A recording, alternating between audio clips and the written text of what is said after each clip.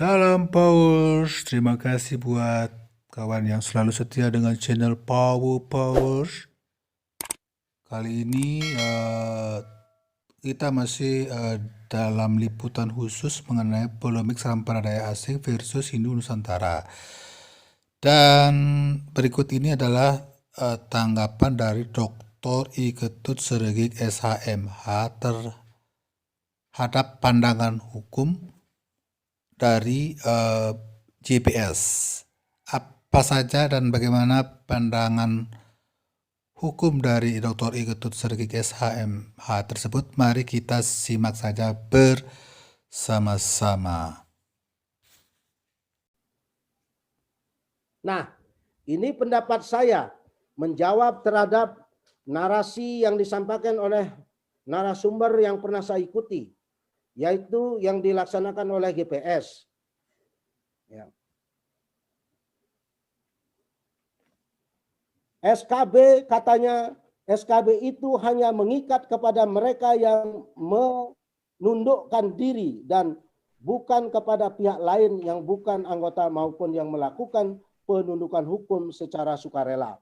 Posisi badan hukumnya, PHDI berbadan hukum perkumpulan dan MDA di luar diatur dalam undang Bali, maka berlaku batas kewenangan sebagai badan hukum. Posisi PHDI Bali sebagai perkumpulan, PHDI Bali adalah bagian dari organisasi PHDI yang harus tunduk pada ADART organisasi yang terdaftar di Kemenkumham. Nah, jawaban saya, coba lihat dulu jawaban saya untuk hal yang pertama ini. Lanjut. Nah, ini jawaban saya. Pendapat hukum saya mengatakan MDA tidak memiliki dasar hukum. Mengatakan pendapat hukum sesat jika mengatakan MDA tidak memiliki dasar hukum. MDA adalah majelis yang lahir dari Perda, merupakan produk hukum pemerintah daerah dan DPRD Provinsi Bali. Peraturan daerah adalah undang-undang yang dibuat oleh wakil rakyat di Provinsi Bali.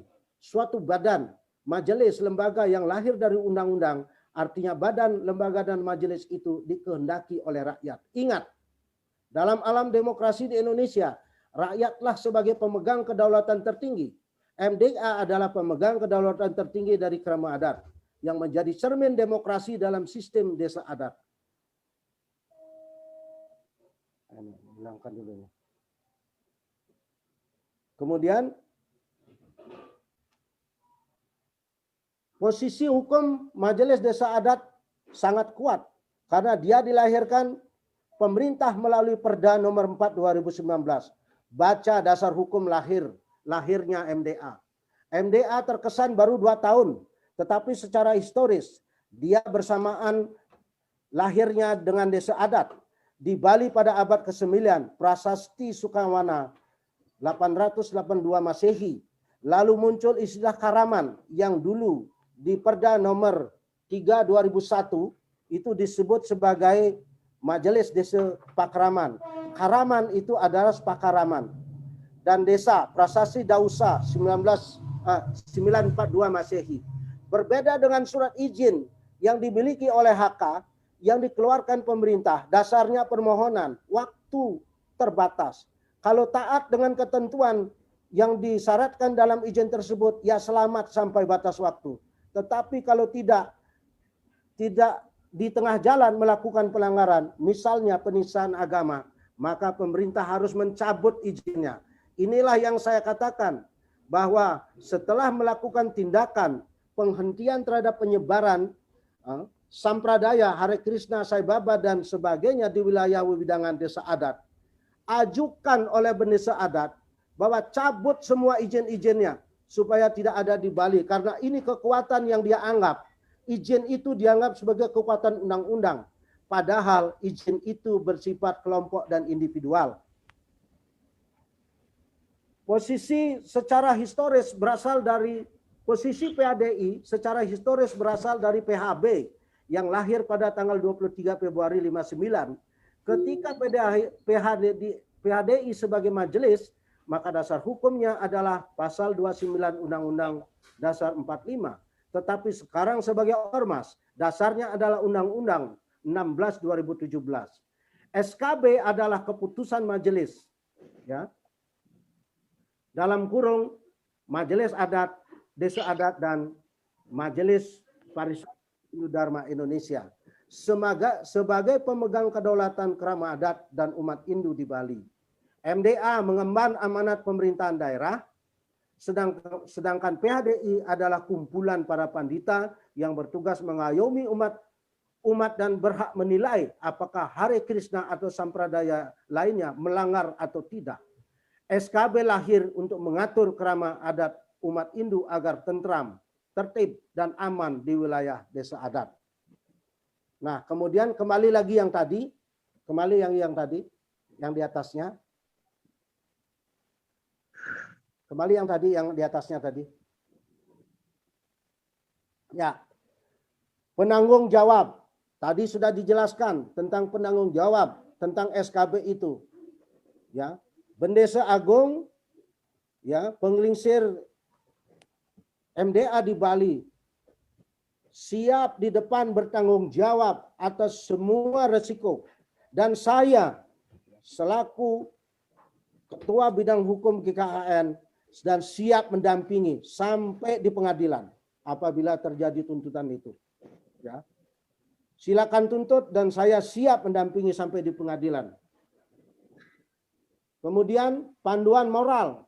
Sifat SKB adalah panduan moral. Ini memang ini hanya sebagian, tetapi yang lebih spesifik SKB adalah keputusan, ya, dari para bendesa adat, yaitu keputusan bersama dari bendesa adat yang ada di majelis desa adat, kemudian keputusan bersama parisade yang ada di parisade digabungkan menjadi satu sehingga wakil-wakil daripada MDA dan PHDI menjadi keputusan seluruh umat dan seluruh kerama adat.